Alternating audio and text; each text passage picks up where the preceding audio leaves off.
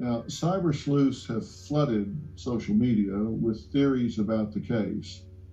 Now, joining us virtually is independent true crime aficionado Lisa Marie. Thank you for joining us. Thank you for having me. It's an honor. Thank you. You said that you spoke to someone who was at the party with Xana and Ethan. What did you discover in talking with them?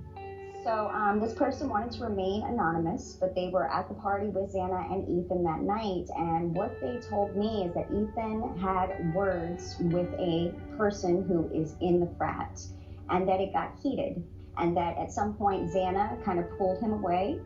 And of course, we have the gap and the missing timeline. So where did they go after that, of course? But yeah, apparently he did have words with somebody. This is what we're hearing. This is rumors at this point. But he did say there were heated words, a heated exchange between him and another guy. Let's talk about everything going on today with the case out of Moscow, Idaho, the 4 University of Idaho students who lost their lives. Today is Monday, December 12th. At 5:54 p.m. as I record this, and I've just watched Dr. Phil cover the case. Update, it is now Tuesday, December 13th, as I'm editing this, after climbing out of a deep dive into 4chan, trying to clarify the rumors about the Sigma Chi fraternity, the rumors that have been burning like a wildfire spreading across the interwebs. I'm trying to distinguish truth from 4chan LARPs, live action role-playing. And can I also say I'm not doxing anyone, I'm not naming anyone. The Sigma Chi bros are fighting back. One person asked, "Is this what you did to the Moscow murder?" And he wrote, "Please don't make comments about something that obviously you aren't informed about." He's also hitting back on Twitter. He wrote to a certain tweeter, "I have routinely seen you falsely accusing those in our brotherhood. It is one thing to be wrong, but it is an entirely different thing to be peddling a false narrative with poorly vetted sources to generate engagement for your profile. Leave us alone, please." The same Sigma Chi frat bro wrote, "Our fraternity has turned over everything we know, which is just about as much as everyone else. And no, we aren't making statements about it because we are trying to be respectful, but being accused of this broke me, and so I'm making this statement about myself specifically." He also replied to another person, 95% of what this idiot just said is wrong. A person asked him, well, what 5% is true? The Sigma Chi bro wrote, "What part of this not being true do you not understand?" And he also would declare, "I'm not even Mexican." He wrote this because his last name appears as if it were a Spanish name. And you will see in the upcoming 4chan narrative that the writer of those explosive threads calls one of the alleged Sigma Chi perpetrators a racial slur often used for Hispanics. And before we get more into what these Sigma Chi frat bros were accused of in that horrible 4chan thread, let's go over a bit more of the specific Sigma Chi bro defending himself. When someone on Twitter posted a photo of him allegedly sitting on the couch, smoking right outside the 1122 King Road house, he replied, "That's not even where that couch is." Someone else asked him, "Was it always outside? I never noticed it before." He wrote, "These are 2 different couches." Late into the night, Tuesday, December 12th, he is responding. Someone asked, "How many beat-up black leather couches sitting outside do you guys have in Moscow? Goodness." He wrote, "Honestly, a lot." He told someone else, "You need to take your meds. See, if you even knew either of us, you'd know the whole steroid thing is a lie." So we're going to cover that rumor about this being some kind of steroid rageful event. He called someone else on Twitter definitely a troll. He also wrote, "The tweets on my page have an entirely different connotation now that I'm being accused of murder. They are all really dumb jokes, nothing more. He also told the person who's a troll, when they arrest the person that did this, I'm going to come back to this thread just to reply to you and ask for an apology. Someone told him, if you aren't making statements, you aren't providing law enforcement what you know. The internet's going to crucify you whether you think it's right or not. The best thing you can do is give a statement to law enforcement and clear your name. He wrote, I don't need to clear my name. There's nothing to clear. The court of public opinion isn't one I need to please. My family at home and in Moscow know I am innocent. People keep comparing his eyes to a person in a ski mask. Not everyone is hounding these two guys who happen to have the same first name, who have become characters, antagonists in this 4chan mystery. The guy wrote, I'm not even in this photo. Another person said, this is how false info gets spread about innocent people. Watching it live, crazy. He replied, thank you. Another person wrote, I feel so awful for you. I can't imagine what you must be going through right now. I hope you find a way to get the negativity out. He replied, thanks, I appreciate it. These people really don't faze me. They know nothing about me or the community or the victims. Everyone actually in the vandal community knows I'm innocent. I don't need Twitter to take my side. She replied, oh, I know, but I hope it helps, knowing that there are people out in the world that believe in innocence over rumors, even if it gives you some positive vibes and a good feeling in a difficult time. He replied, y'all are lifting my spirits for sure. I really appreciate it. I know these crazies in my mentions are the loud minority. Someone wrote that he liked a tweet the day after the murders. The tweet he liked said, God gives his most effed up terrible men to his most beautiful women. He replied, my fault for liking that tweet.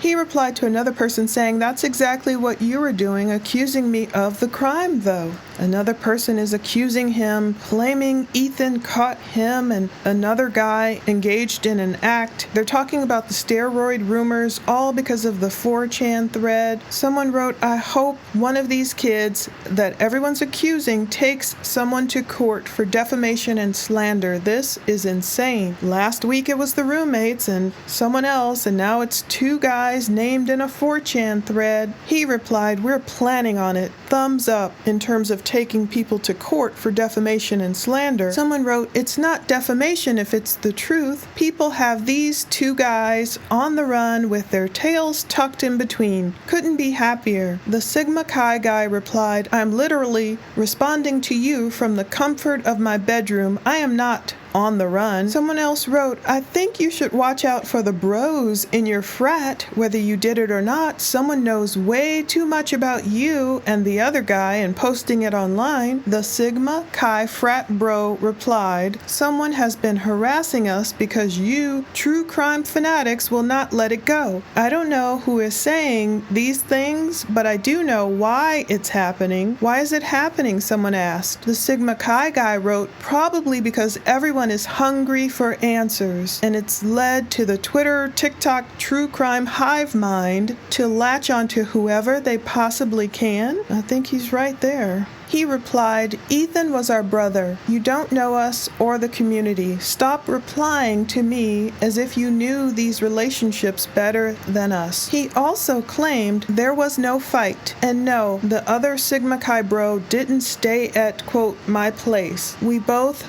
live in the fraternity house but reside in different apartments. And no, there was nothing to witness. He's being encouraged to take a lot of screenshots so he's not continually harassed. He declares our fraternity played zero part. So this guy is lending more credence to the notion that Sigma Chi had nothing to do with this. And if that is true, everyone's innocent until proven guilty. But let's next talk about the rumors, and we'll go over that 4chan thread that is going wild that had people pointing rumors at them. So take everything with a grain of salt that's coming out, accusing these Sigma Chi fraternity brothers of having anything to do with the Moscow, Idaho crimes. I like to get everything on record without doxing anyone, without endangering anyone, and most of all, encouraging people not to leave these threatening or harassing comments on the social media pages of young people based on some rumor. Now let's delve more into those rumors. I've watched one of the victims'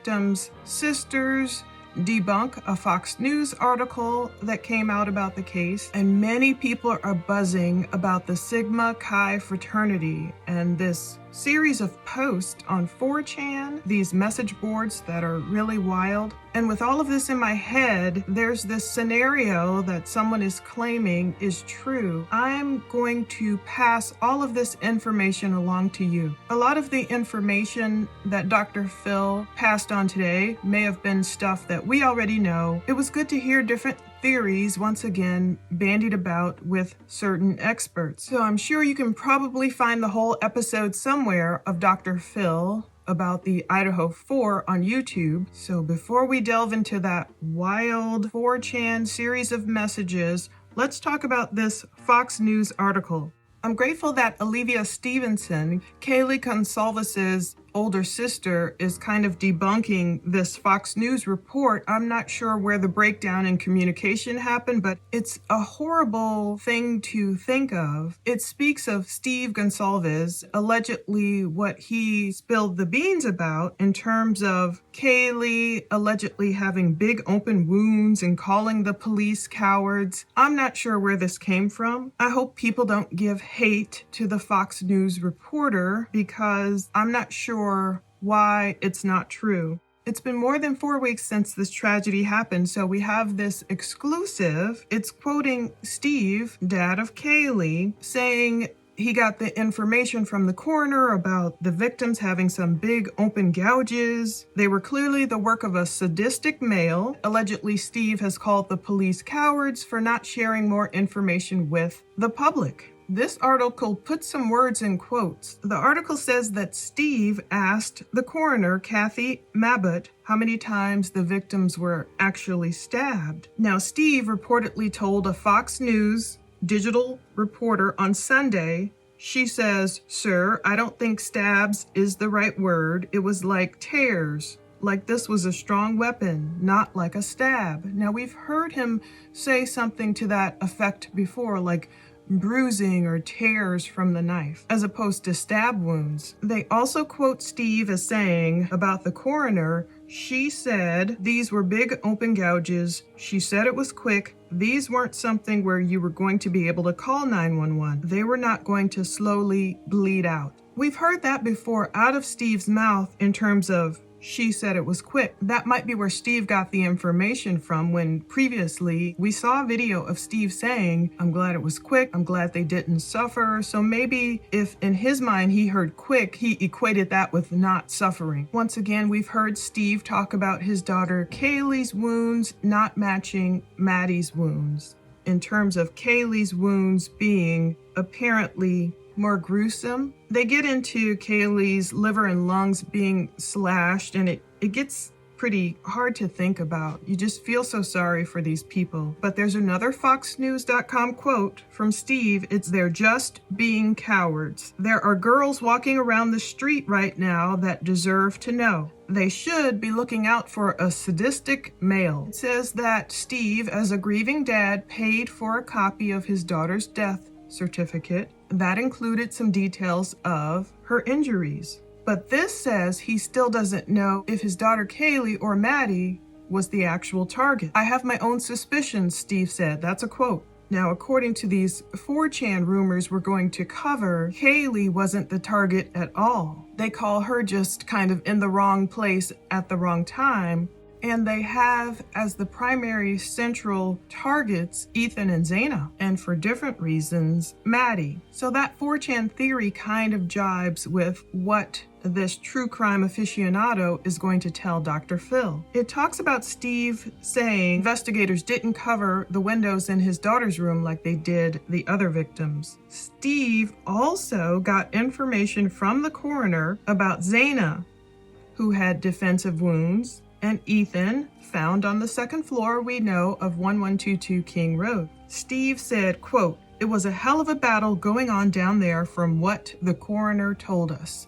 So, once again, that jibes with the rumors going on 4chan and what the true crime person told Dr. Phil about Xana and Ethan being the real targets of this crime. So the coroner would not comment on the information she told Steve. According to Fox News, the coroner told Steve that the perpetrator was a, quote, strong individual. Then Steve is quoted once more.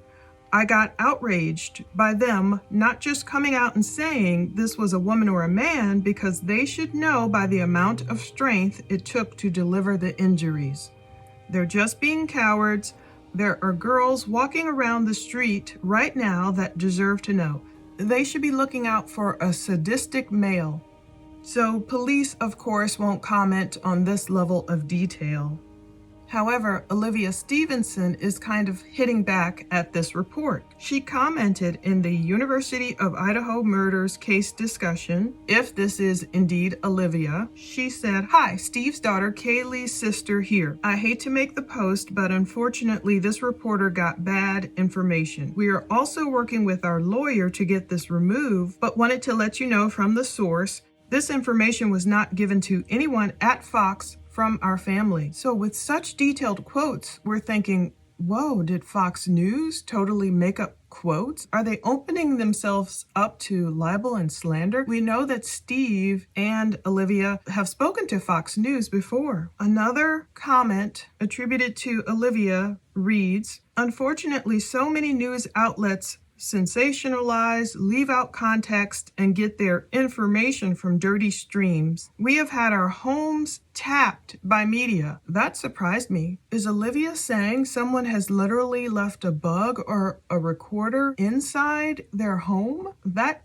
sounds illegal. Our workplaces bombarded, our cell phones nearly unusable due to the calls, texts, and voicemails. So please know any credible information from us will come through our lawyer from here on out to maintain the integrity of the investigation as well as the legacy of our daughters and sisters. We will not disgrace them or their memory with tabloid-style speech about them. So I'm not sure what happened there. Some kind of fracture. I know apparently, I'm assuming they have a lawyer and Steve is out there getting the information he is due, of course. All the victims' parents are due, as police can give it to them. That won't harm anything. Now, Moscow police did put out an update today, December 12th. It's just kind of the same generalities. The investigation team spending many hours over the weekend going through tips provided to the tip line. They're still looking for info regarding the 2011 through 2013 Hyundai Elantra. So tips and leads have led investigators to look for additional info about the vehicle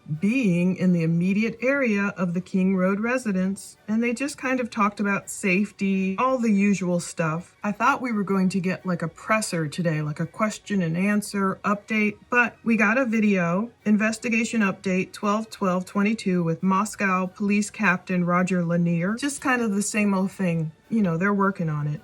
If you go to 4chan and they're talking about this on Reddit, you really get a good picture of what may have happened if the Sigma Chi fraternity was involved.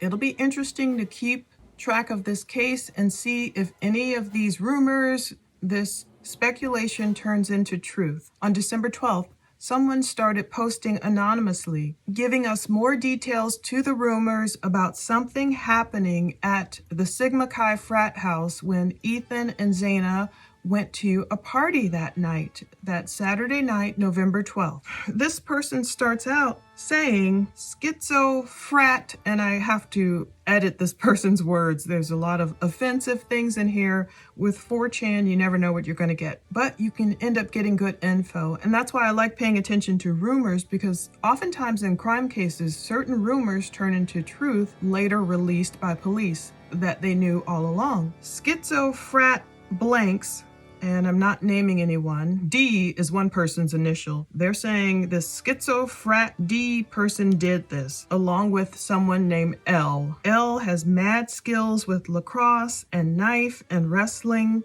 Ethan posed no challenge, apparently, to him or them. They already gave their alibis, DNA not in CODIS. They are laughing now. So this person is painting a picture of these frat guys, at least a couple of them from what I can tell. Their DNA is not within the CODIS system. They haven't, committed any previous crimes, allegedly. This person claims they're laughing now. So this person in the next message said, bruh, you can see the King Road house from D's Sigma Chi room. That's very believable because if we've seen just the layout and the slope, 1122 King Road house kind of sits high up, and you can look really closely down that slope and see the Sigma Chi house. It's very plausible. Someone from that house, their room facing, can literally see what's going on in that house, second and third floor, especially with lights on at night. The person went on to write, once that third floor light turned off, they did it. 19 minutes total,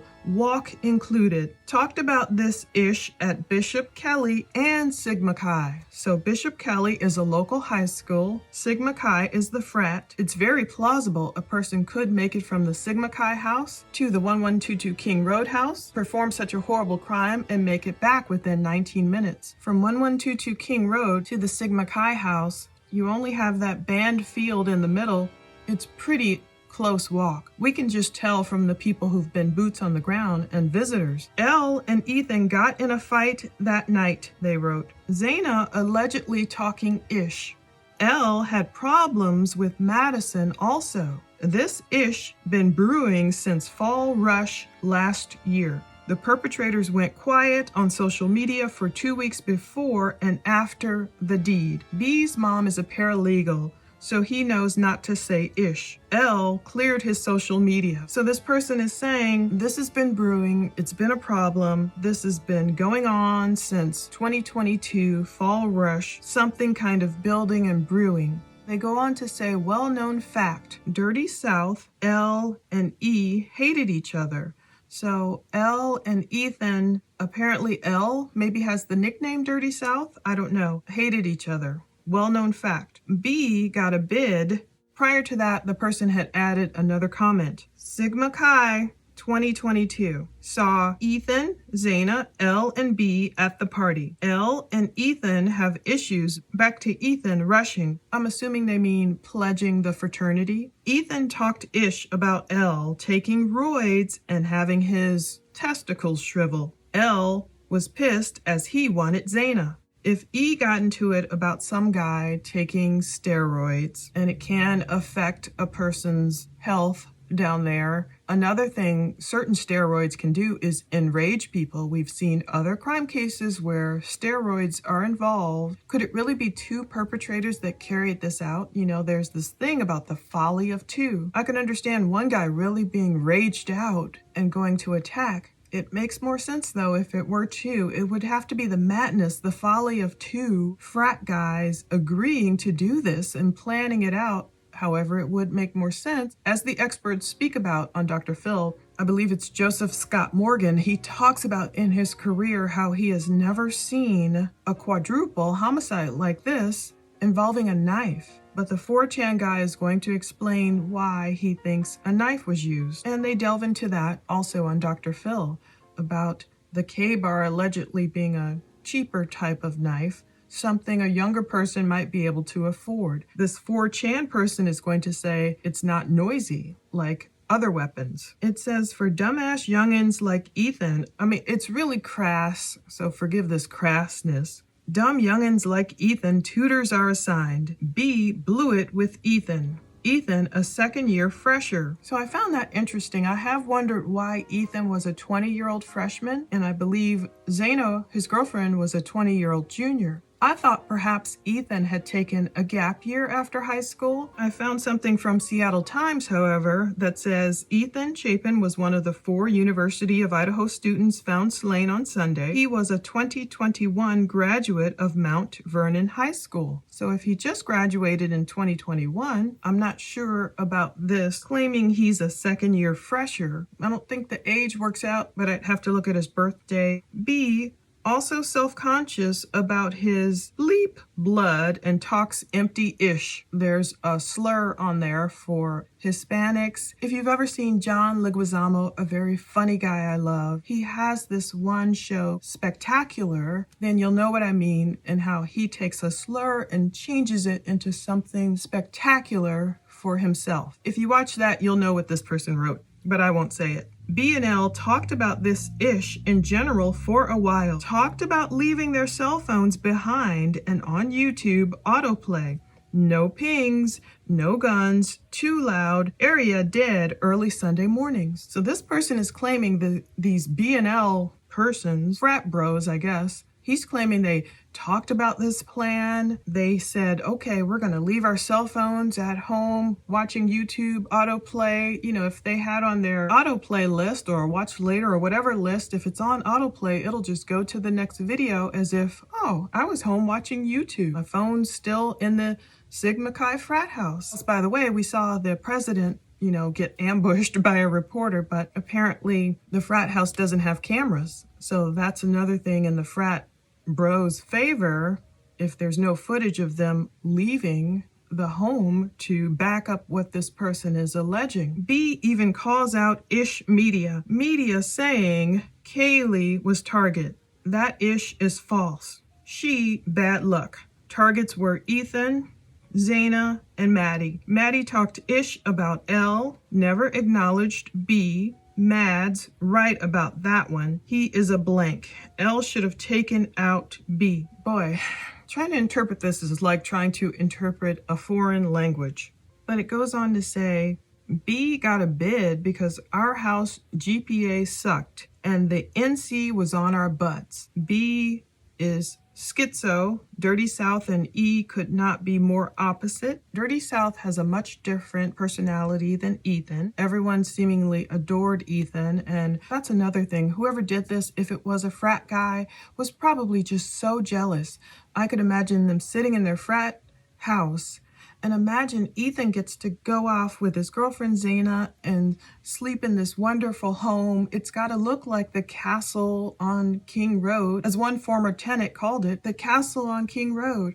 And maybe if you're just there alone in your frat house, seething, knowing Ethan gets to sleep up there, perhaps with the girl you want, it gets confusing. B got a bid because their house GPA sucked. So a bid, in my opinion, is when you do time in jail. But these people weren't in CODIS. It's confusing. And the NC was on their butts. So the national chapter of the frat was on their butts. B's schizo. Dirty South and E could not be more opposite.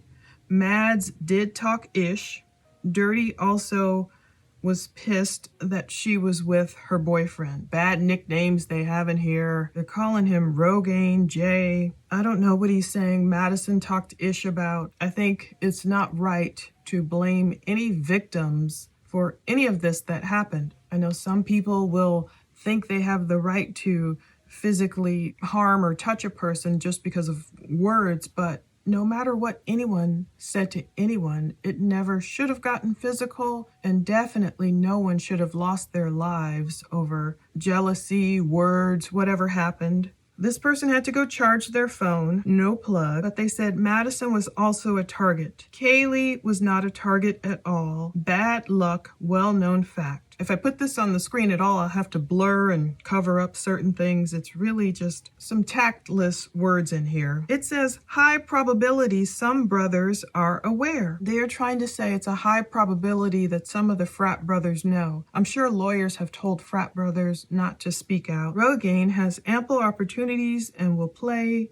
grieving boyfriend, which is just a really cruel thing to say about anyone who's lost their girlfriend. If you watch Dr. Phil at the end, Dr. Phil, the show created a nice tribute to all the victims from things said at the memorial. So I think that's more fitting. But this is saying B actually talked about this ish in detail in the past. Wear electrician's gloves. Now that made me think about the glove Chris McDonough of the Interview Room found on the property. He of course didn't touch it. It was at 1122 King Road. It was within the crime tape. He didn't, breach security. He did alert an officer. So I'm not sure if that's the same electrician's gloves or not. The 4chan user wrote next, put on baggy clothes after and walk away. So are they saying, they committed this crime and then they slipped on baggy clothes on top and walked away? Where did those baggy clothes come from? Did they take clean baggy clothes with them? Because that's one thing Dr. Phil talks about. All these experts say there's no way the perpetrator or perpetrators could have walked out of that house without having so much substance on them or even tracking it through, and just how much energy it would have taken one person